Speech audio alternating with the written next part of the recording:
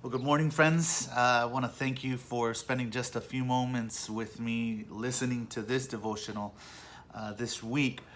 As I've been processing and thinking what I would share for this week's devotional, um, you guys obviously know the tragedy that has happened and the tragedy that we are facing as a nation, as a country.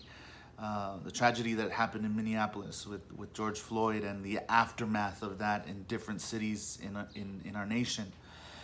And I just started to pray and process and think, okay, maybe today's devotional could speak a little bit into what's kind of going on, but also speaking into that thought or that way of thinking, that feeling, which is anger, right? What do you do when you are angry? What do you do when you are frustrated? How do you channel your anger? How do you channel the thoughts that come into your head, the frustration? That's really a moment to really think about that question. It's really a moment for us to be able to process, okay, God, what are you trying to do within me? How are you trying to transform me? Earlier this week, I'm a part of a men's growth group, and it's just a handful of us from the church. And on Friday mornings, we have been going through this study, and this week specifically, one of the questions that was asked was, what is God telling you to release this week? And half of us said anger. Now, we were talking about anger, not specifically about what was happening in our nation and what happened um, with George Floyd. We were talking about anger in general. Anger that we are facing and that we are experiencing in other situations. But nevertheless, that was what half of us said, that we feel God is wanting us to release anger for this week. And anger, I have to say, is not a sin. It's not a sin. But what we do, how we act when we are angry, can cause us to sin. As I was thinking about what we're facing, what we're going through as a nation, it really is something that Jesus spoke about to his disciples. We are living in a day that, whether you believe this or not, the signs are kind of there that we are living in the last days. And I'm not going to get weird. I'm not going to jump into that. But Jesus talked about this. Jesus talked about the days that we are living in. In Matthew chapter 24, his disciples asked him, Jesus' disciples asked him, how will we know when the end is near? What are some signs that we can know, that we can see, that we can understand that the end is near? And Jesus said this in Matthew chapter 24. I'm starting with verse 9. It says, then you will be arrested, persecuted, and killed. You will be hated all over the world because of your allegiance to me. And in verse 10, he says, and many will turn away from me and betray and hate each other. Many translations say, and many will be offended. And many false prophets will appear and will lead many people astray. Sin will be rampant everywhere, and the love of many will grow cold.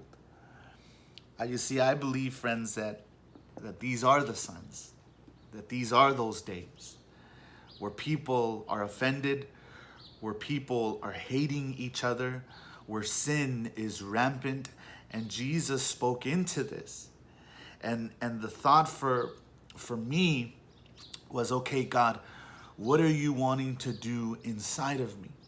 What are you wanting me to do to transform me? What is the work that you're trying to do within me? And I clearly heard this on Friday, where I was talking with a friend, And this friend essentially told me, Freddie, when God is trying to transform us, He is all powerful and He has the power to change us.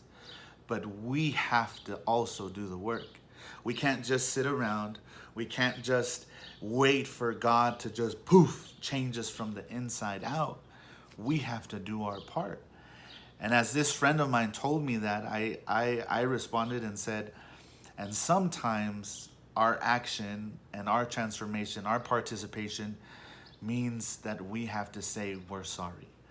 Means that we have to be willing to say, I got it wrong and I'm sorry if we've offended someone. And so I just wanted to speak into that.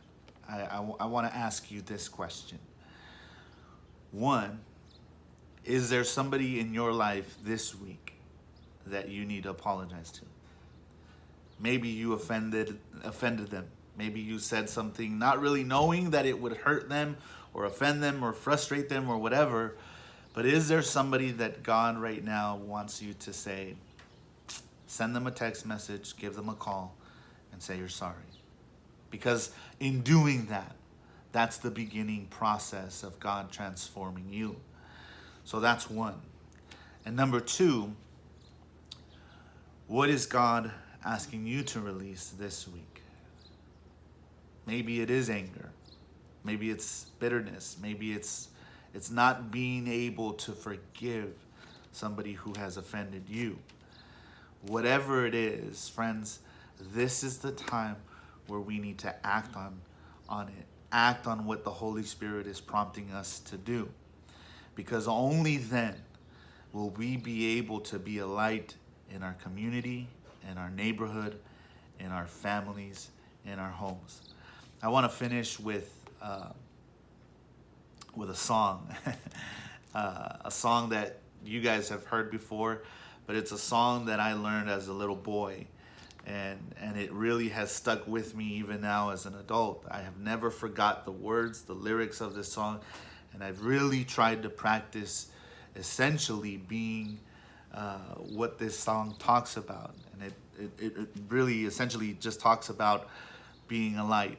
And it was a song where we had to put our finger up and we would do this while we sang the song. Maybe you've heard it before, maybe you haven't.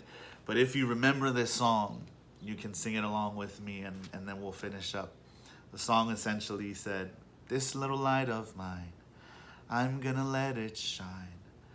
This little light of mine, I'm gonna let it shine.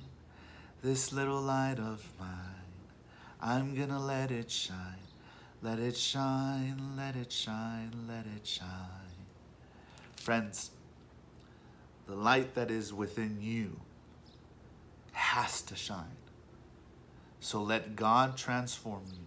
Let God change you from the inside out.